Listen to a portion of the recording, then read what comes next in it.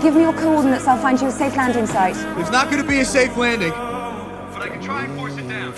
I'll get Howard on the line, he'll know what to do. There's not enough time. This thing's moving too fast and it's heading for New York. I gotta put her in the water. Please, don't do this. We have time, we can work it out. Peggy. This is my choice. Peggy.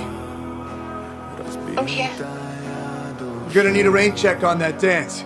A week next Saturday at the Stork Club. You got it.